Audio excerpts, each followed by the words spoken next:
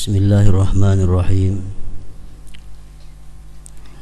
Alhamdulillah nahmaduhu wa nasta'inuhu wa nastaghfiruh wa na'udzu billahi min shururi anfusina wa sayyiati a'malina.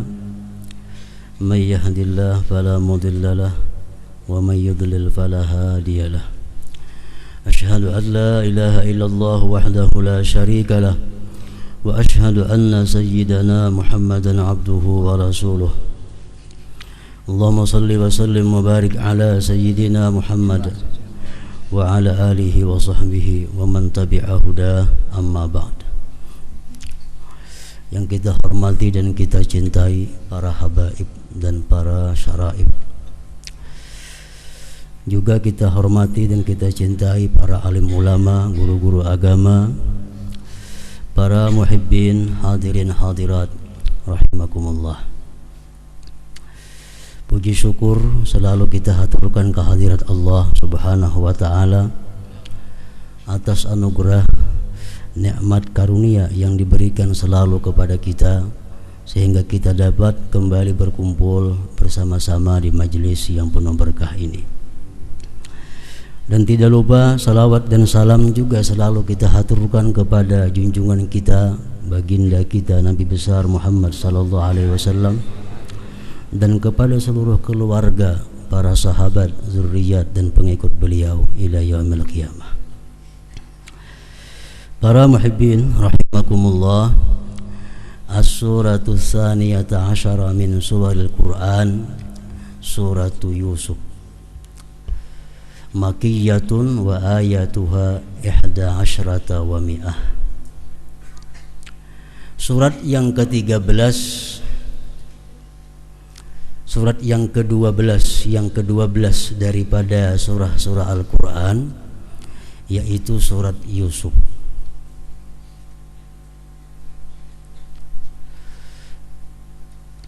Makiyatun, ini ayat diturunkan sebelum Rasulullah sallallahu alaihi wasallam hijrah ke Madinah.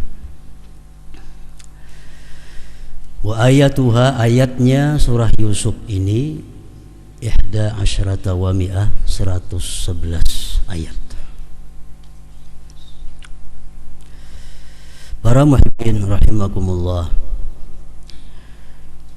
surat yang ke-13, yang ke-12 ini, surat yang ke-12 ini dinamakan dengan surat Yusuf karena di dalam surat yang ke-12 ini banyak bercerita mengisahkan tentang Nabi Yusuf dan keluarga alaihimussalam. Seperti firman Allah Subhanahu wa ta'ala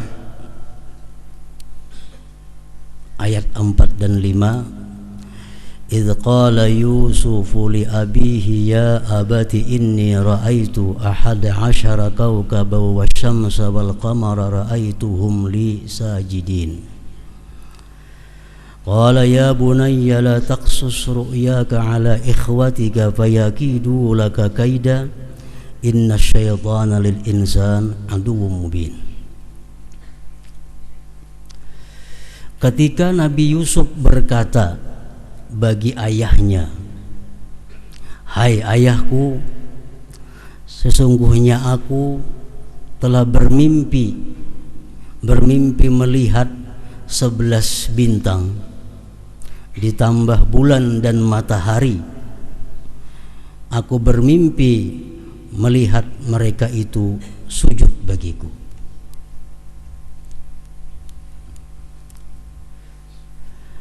Kemudian yang ayah berkata, qala ya bunayya la taqsus ru'yak, hai anakku, jangan engkau ceritakan, jangan engkau kisahkan mimpi engkau itu atas saudara-saudara engkau. Fayakidu laka kaida, maka mereka nantinya akan memperdaya engkau karena iri. Sesungguhnya syaitan itu bagi manusia musuh yang nyata. Nah, para muhibbin rahimakumullah, dalam dua ayat tersebut ada beberapa hal yang perlu kita bahas. Yang pertama adalah idz qala Yusufu, ketika berkata Yusuf. Yusuf adalah seorang nabi daripada nabi-nabi Allah Ta'ala yang wajib kita percaya. Silsilah beliau adalah Yusuf ini anak oleh Yakub. Nabi Yakub anak oleh Nabi Ishak, dan Nabi Ishak itu anak oleh Nabi Ibrahim alaihimussalam. Rasulullah bersabda, innal karima ibnal karimi ibnil karimi ibnil karim Yusuf ibnu Yaquba ibni Ishaq ibni Ibrahim alaihimussalam, bahwa orang yang mulia, anak oleh yang mulia, anak oleh yang mulia, anak oleh yang mulia adalah Yusuf bin Yakub bin Ishaq bin Ibrahim alaihimussalam. Keturunan ini semua adalah keturunan yang mulia karena seluruhnya merupakan nabi-nabi Allah Subhanahu wa Ta'ala. Dalam sejarahnya disebutkan a'atallahu Yusuf minal jamal ma la yastati'u wasfahul wasifun. Allah Subhanahu wa Ta'ala memberikan kepada Nabi Yusuf ini ketampanan sesuatu yang tidak bisa disifatkan, ketampanan yang tidak bisa dijelaskan bagaimana tampannya seorang Nabi Yusuf itu. Al-Quran menjelaskan ketampanan, keindahan Nabi Yusuf ini dikisahkan oleh Al-Quran. Beberapa orang perempuan sedang mengupas limau jeruk dengan pisau. Begitu Nabi Yusuf ini keluar dan perempuan-perempuan itu melihat wajah Nabi Yusuf, maka mereka tidak terasa pisau itu memutung tangan jari-jari mereka. Nah, jadi kita bisa bayangkan bagaimana keindahan, ketampanan Nabi Yusuf itu, sehingga perempuan yang sedang mengupas jeruk dengan pisau itu memutung jarinya sendiri kada terasa. Itulah ketampanan yang diberikan Allah Subhanahu wa Ta'ala kepada Nabiullah Yusuf ini. Para muhibbin rahimakumullah. Yang kedua, inni ra'aitu ahada asyara kawkaba was-samsa wal qamara ra'aituhum li sajidin. Aku, wahai ayah, bermimpi melihat 11 bintang, matahari dan bulan sujud kepadaku. Nah, mengenai mimpi, Imam Al-Qurtubi mengatakan dalam kitabnya Tafsir Al-Qurtubi bahwa mimpi itu sesuatu yang mulia. Mimpi mempunyai tempat yang tinggi di dalam agama ini. Sebab Rasulullah sallallahu alaihi wasallam sebelum beliau diutus menjadi Rasulullah, selama 6 bulan beliau berturut-turut tiap malam mendapat mimpi dari Allah Subhanahu wa Ta'ala. Nah, dalam hal mimpi ini Rasulullah bersabda, ar-ru'ya thalathatun minha tahawilu syaitan liyahzuna ibnu Adam, wa minha ma yahumur rajul fi yaqzatihi fayarahu fi manamihi, wa minha juz'un min 46 juz'an minan nubuwah, rawahu Ibnu Majah.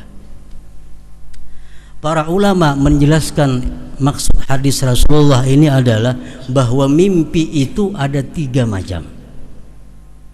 Mimpi adalah sesuatu yang kita alami. Ada 3 macam jenis mimpi. Pertama, mimpi dari syaitan. Yang kedua, mimpi daripada pekerjaan-pekerjaan, pemikiran-pemikiran sebelum guring. Bahasa kampungnya tawajuh. Bisa bangun guring, sebelum guring nang apakah dipikirakan, nang apakah nang digawi sampai guring ta mimpi-mimpi nang digawi tadi. Nah, itu macam nang kedua, mimpi tawajuh ngarannya. Nang ketiga, mimpi ru'ya shadiqah, mimpi yang benar, min amba'il ghaib, termasuk berita-berita yang gaib. Dari mimpi ini kita bisa mengetahui keadaan kita yang akan datang, dan dari mimpi ini pula kita bisa mengetahui keadaan kita yang telah lalu. Ini disebut ru'ya shadiqah, mimpi yang benar. Nah, yang pertama tadi mimpi dari syaitan. Mimpi dari syaitan ini adalah mimpinya orang-orang kafir, mimpinya orang-orang fasik, mimpinya orang-orang nang guringnya kada baudu. Mimpi syaitan, guringnya dalam keadaan kotor, kada suci. Bila bermimpi itu mimpi syaitan. Nah, mimpi syaitan ini bisa saja bujur, tapi 100:1. Ibarat kita bermimpi 100 kali, paling-paling sebuting nang bujuran mimpi itu, nang lainnya itu adalah kada punya makna. Nah, kada ditakwilakan itu kada bujur takwilnya. Kenapa? Karena nang mimpi ini daripada syaitan. Orang kafir, orang fasik, orang yang guring kada bersuci, mimpinya mimpi syaitan. Kemudian yang kedua, mimpi tawajuh. Nah, ini kada ada kebenarannya. Ini karena kekuatan hayalan sebelum guring termimpi-mimpi, kada ada maknanya mimpi itu. Nah, yang ketiga inilah mimpi yang mulia di dalam agama Islam, disebut ru'ya shadiqah, disebut 6 juzuk daripada 46 juzuk kenabian. Mimpi ini nang kalau kita takwilkan, kita takbirkan, nah bisa jadi takbirnya, bisa jadi takwilnya. Kalau mimpi yang pertama, mimpi yang kedua, itu kemungkinan besar kada bujur. Rasulullah sallallahu alaihi wasallam bersabda, "Idza nama al-'abdu 'ala taharatin 'urija bi ruhihi ila al-'arsy, fa kanat ru'yahu shadiqah. Wa illam yanam ala taharah kasurat ruhuhu anil buluk fatilkal manamat agdatsu ahlam la tasduku." Bila guring, bila tidur seorang hamba atas keadaan suci, Imam Ghazali mengatakan suci ini suci lahir batin. Artinya apa? Kita sebelum guring suci daripada najis dan suci daripada dosa. Artinya tobat sebelum guring itu.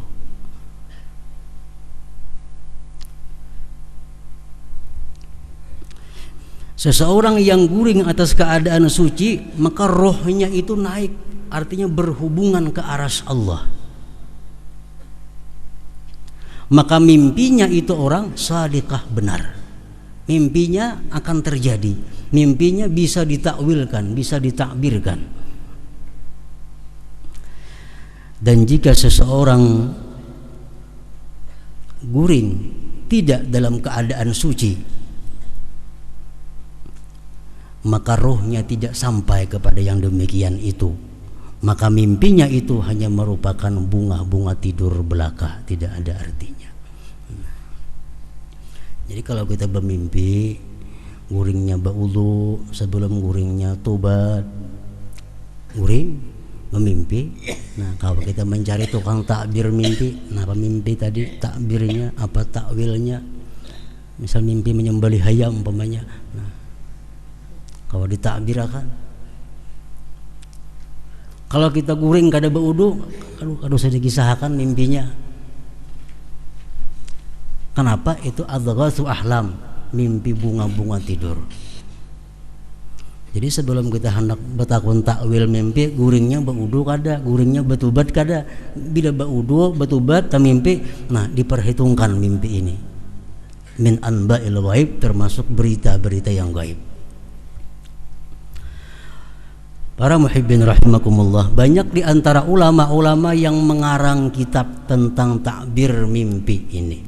Di antaranya Syekh Abdul Ghani An-Nabulusi dalam kitabnya Ta'thirul Anam bi Ta'biril Manam. Ada lagi Syekh Ibnu Sirin ahli takbir mimpi. Beliau ada mengarang kitab tentang takbir mimpi. Ada lagi Kamaluddin Ad-Damiri, beliau mengarang takbir mimpi khusus mengenai mimpi binatang. Jadi kalau kita bermimpi, guringnya yang demikian tadi, kawa dicari di dalam takbirnya itu, ada maknanya. Disebutkan dalam kitab itu, andai kata kita guring dalam keadaan suci bersih, guring, kita mimpi berwudu. Bila kita mimpi berwudu sampai tuntung, berarti cita-cita kita tercapai. Ada ngihan apa yang kita angan-angan itu akan terjadi. Bila berwudunya kada tuntung, kada bakal terjadi. Ulama ada menafsirkan demikian. Orang bermimpi minum susu, kalau susunya itu susu unta, berarti dia tidak berapa lama lagi akan dapat harta, dapat ilmu rahasia. Itu guringnya guring yang baik nih, guring yang bersih. Mimpi minum susu unta, nah ada harapan, dapat harta, dapat ilmu. Kalau guring mimpi minum susu sapi, ini pertanda tahun yang dihadapi ini adalah tahun kemakmuran bagi yang minum susu itu, minum susu sapi. Kalau yang diminum dalam mimpi itu susu kambing, nah ini orang akan dapat harta, dapat ilmu, dapat kegembiraan, dapat kebaikan yang banyak. Tapi kalau dalam mimpinya minum susu binatang liar, susu banting umpamanya, nah ini orang menandakan ada kerusakan dalam agamanya. Nah, takwil mimpi macam itu bisa ditakwilkan kalau guringnya tadi dalam keadaan baik, dalam keadaan bersih dan suci.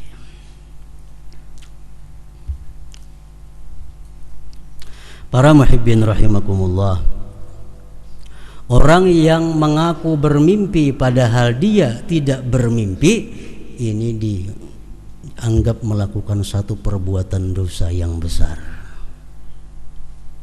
Melampir aku tak mimpi ikan, padahal mendustai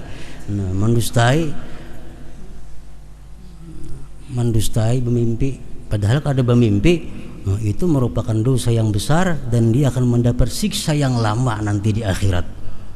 Sabda Rasulullah sallallahu alaihi wasallam, "Man tahallama kadiban kullifa yaumal qiyamah ay ya'qida baina sya'iratain wa la ya'qida bainahuma." Rawahu Tirmidzi. Nah, kemudian ayat tersebut tadi sambungannya adalah qala ya bunayya la taqsus ru'yaka ala ikhwatika fayakidu laka kaida. Hai anakku, mimpi engkau itu jangan engkau kisahkan kepada saudara-saudara engkau. Nanti mereka iri kepada engkau dan mereka bisa memperdaya engkau.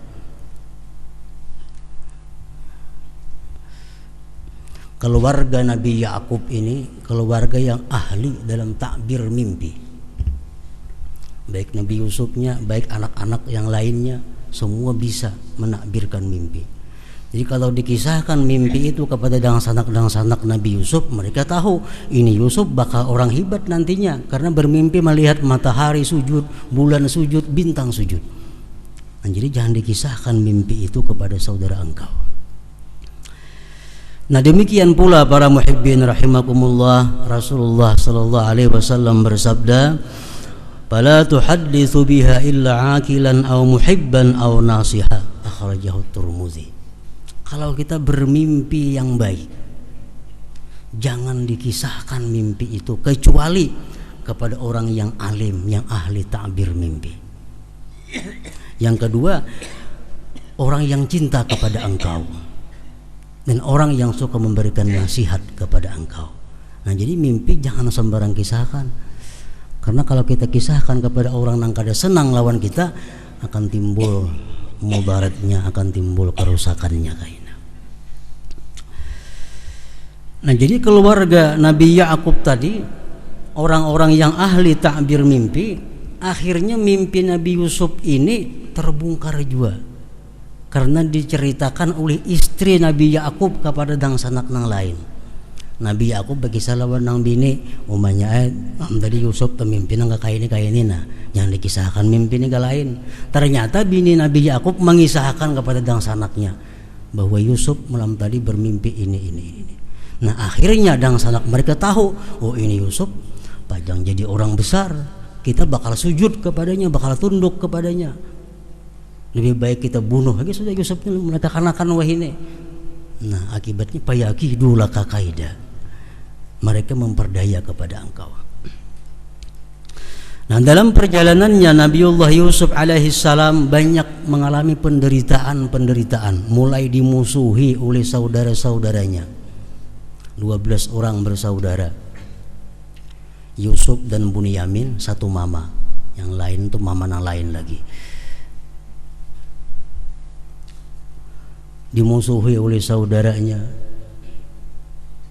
yang akhirnya mereka sepakat membawa Nabi Yusuf ini ke hutan dan memasukkannya ke dalam sumur supaya Yusuf ini mati secara perlahan. Kemudian penderitaan Nabi Yusuf tidak sampai di situ, beliau diangkat oleh orang yang lewat di sumur itu, kemudian dibawa ke kuta. Sampai di kuta Nabi Yusuf dijual ke toko spesial penjual budak.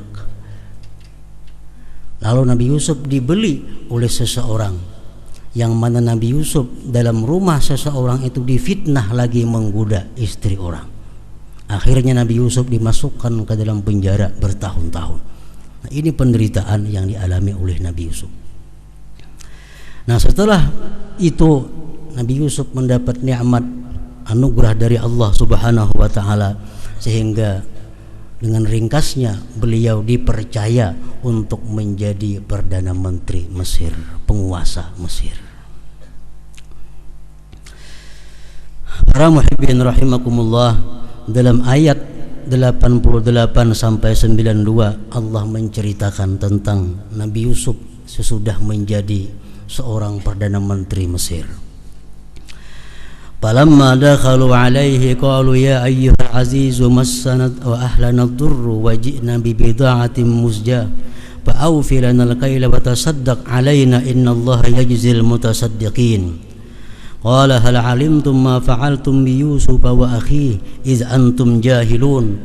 Qalu a innaka la anta Yusuf qala ana Yusuf wa hadha akhi qad manallahu alaina innahu may yattaqi wa yasbir fa innallaha la yudhi'u ajral muhsinin. Qalu tallahi laqad atharaka Allahu alaina wa in kunna la khati'in. Qala la tasriba alaikumul yawma yaghfirullahu lakum wa huwa arhamur rahimin. Kota Mesir, negeri Mesir waktu itu dilanda peciklik, kesulitan makanan. Mesir dan sekitarnya kesulitan makanan.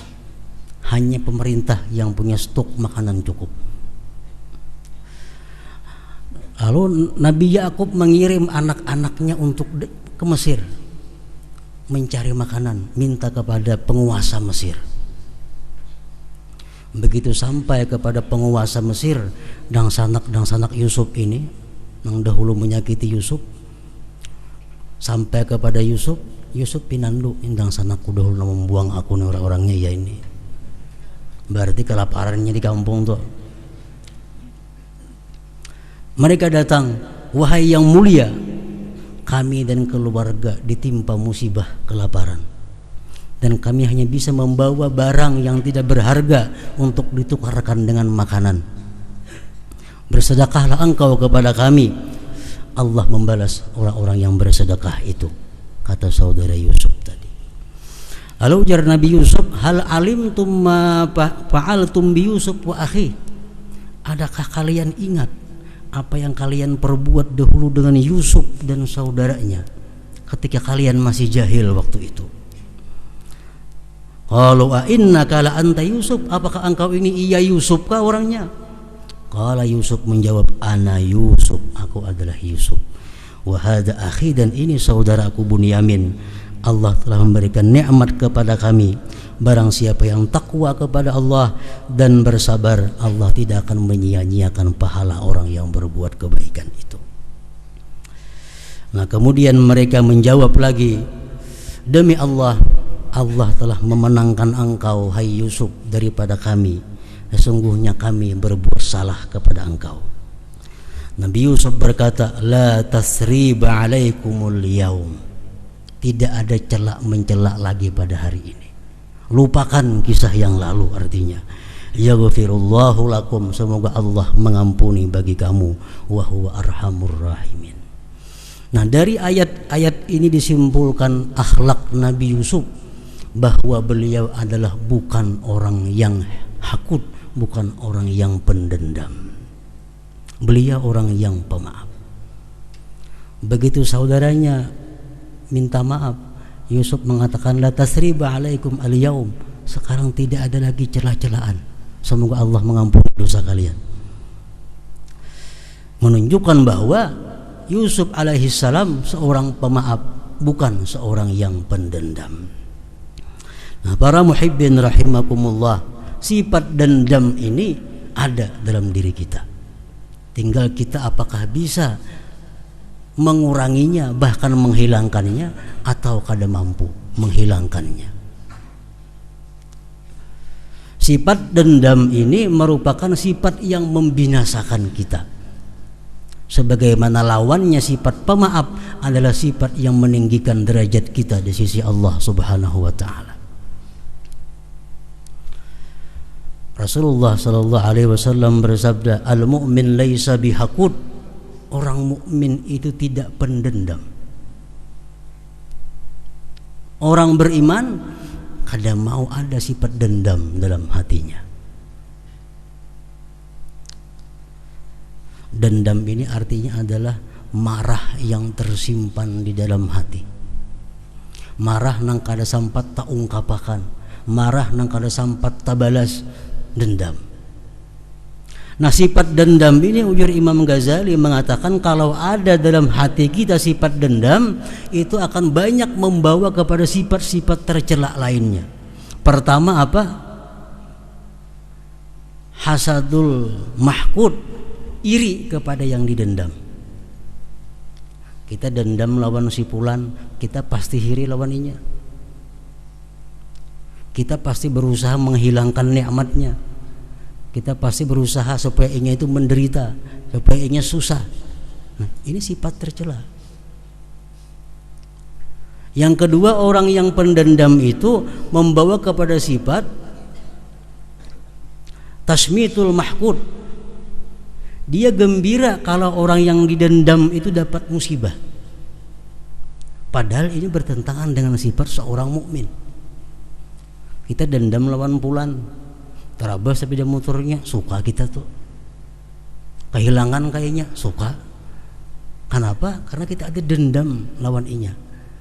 Selalu gembira kalau yang didendam itu dapat bala, dapat musibah. Nah, itu pun bertentangan dengan perilaku seorang yang beriman.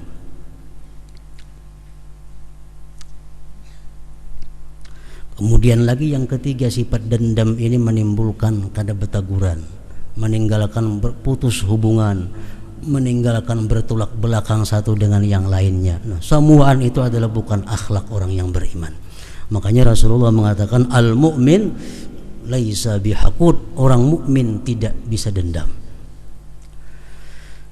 Para muhibbin rahimakumullah, jadi kalau ada dendam dalam hati kita kepada seseorang, wajib kita berusaha menghilangkan dendam itu. Kita ganti sifat dendam dengan maaf. Dengan sifat maaf ini kita akan menjadi orang yang mulia di sisi Allah Subhanahu wa taala.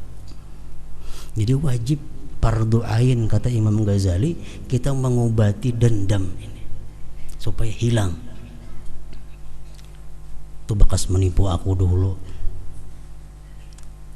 aku seumuran namanya kada percaya lagi. Nah, pada sekalian ninya menipu. Tuh bekas melalangi aku dulu, menjuali barang tuh, mengacak aku dulu, kada kutukari laginya. Dendam itu bukan perilaku orang yang beriman. biasa mengambil hartaku, biasa memukul aku dulu. Sifat dendam dalam hati itu wajib fardu ain diobati, dibuang. Kayak apa cara mengobatinya? Pertama ilmu. Ilmu apa? Ilmu mengenai bahayanya dendam, mulianya pemaaf. Itu orang dahulu menyakiti aku.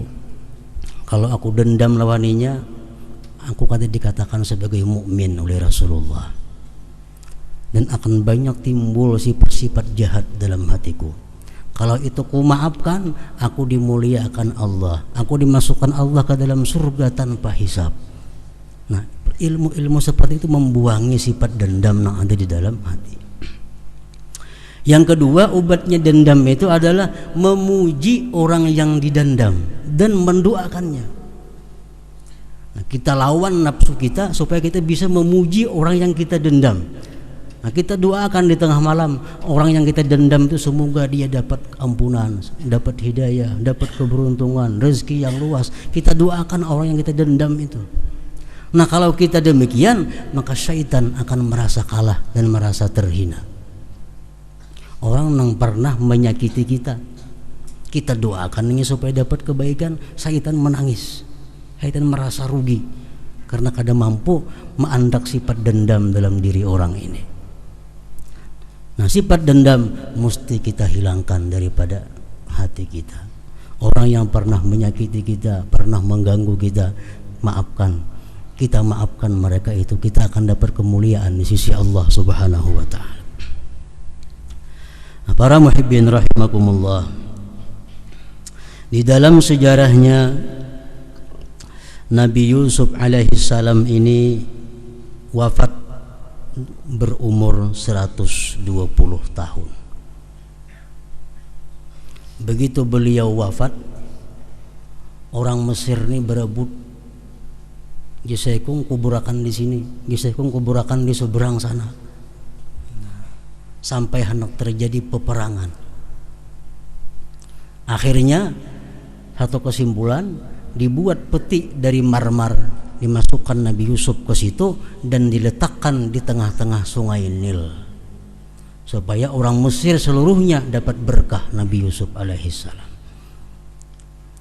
Nah, begitu Nabi Musa datang pada masa yang berikutnya, Nabi Musa memindahkan jasad Nabi Yusuf dan dibawa ke Kan'an, ke negeri asalnya Nabi Yusuf itu. Nabi Yusuf alaihissalam meninggal pada umur 120 tahun dan dikuburkan di tengah-tengah sungai Nil pada waktu itu, dan beliau meninggalkan 2 orang anak laki-laki dan 1 anak perempuan. Anak perempuan itu bernama Rahmah. Rahmah ini akhirnya diperistri oleh Nabi Ayyub alaihissalam. Nah, jadi memintuha hitungannya Nabi Yusuf ini mintuha oleh Nabi Ayyub alaihissalam.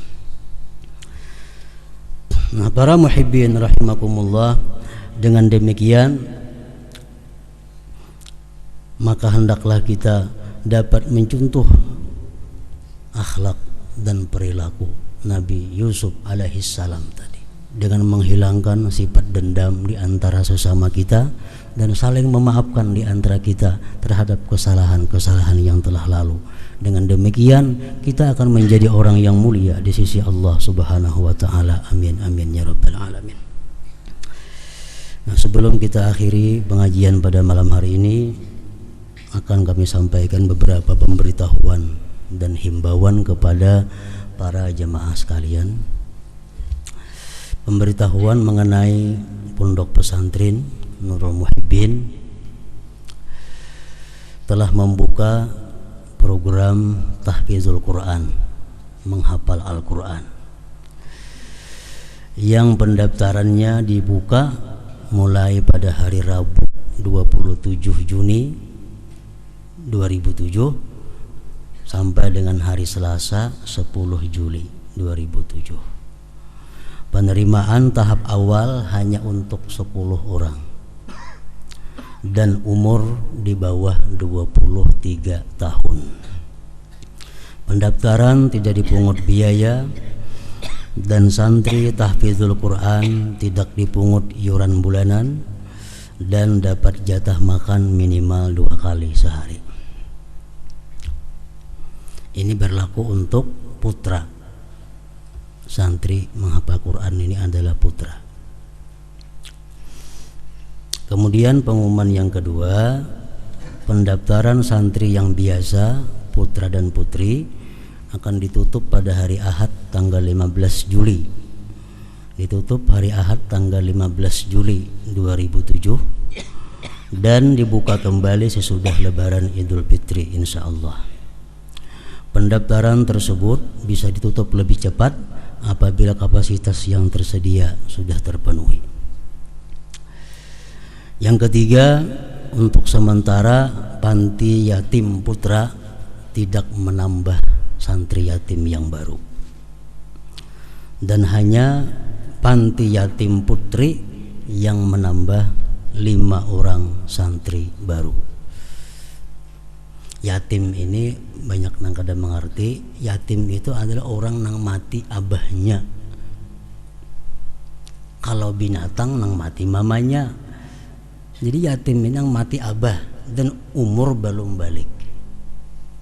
Kadang-kadang ada datang masuk, ini yatim ya, abahnya bila mati, abahnya dari Samarinda, mamanya nang mati, itu lain yatim ngarannya. Nah, ada juga datang besi singut sudah pada akan yatim juga. Nah, jadi yatim ini nang abahnya mati dan belum balik umurnya. Kena kasihan datang mau yatim, dan lain yatim. Abahnya mati, usianya belum balik.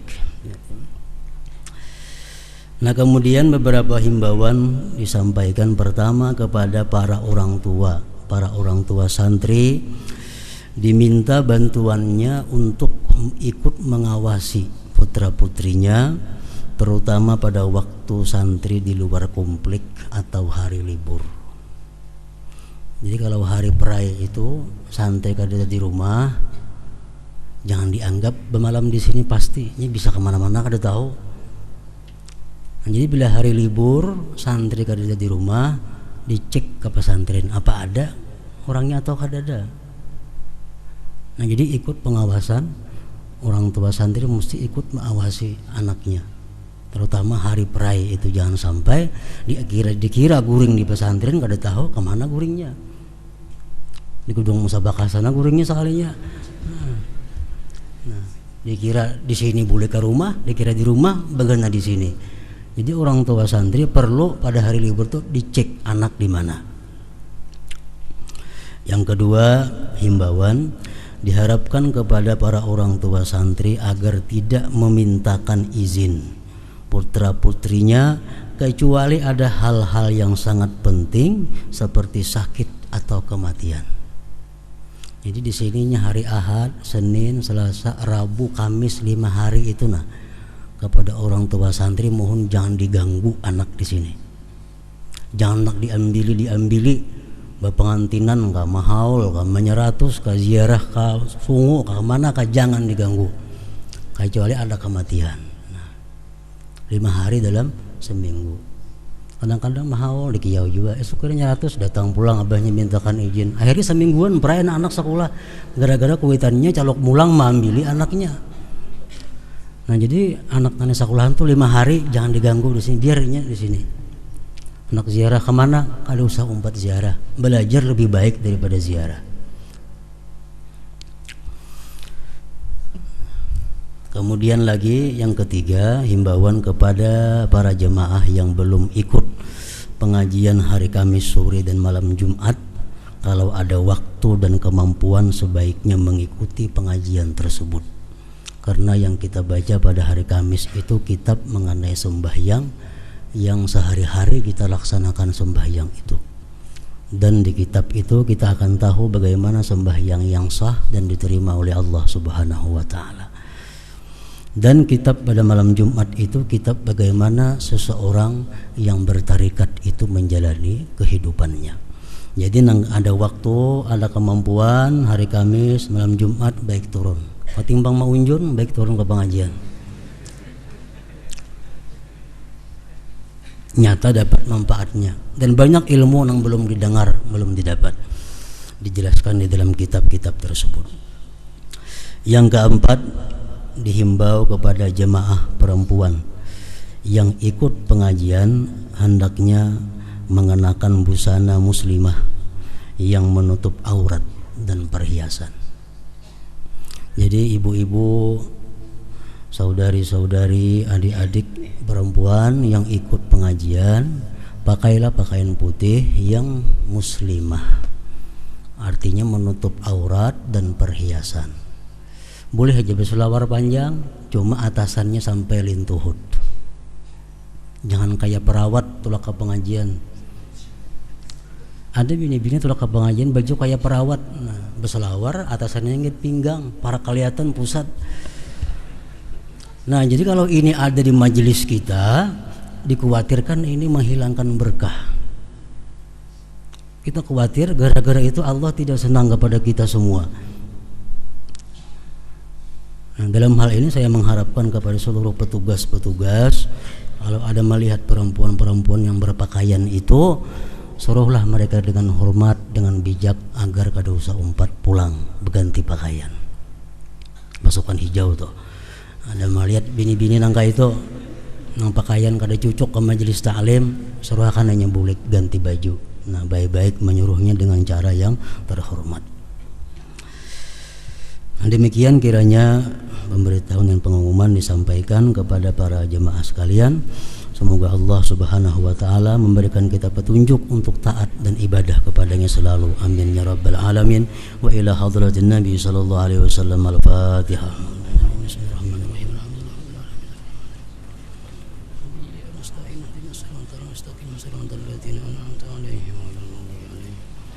فيا أيها الراجون منه شفاعة صلوا عليه وسلموا تسليما اللهم صل وسلم وبارك عليه.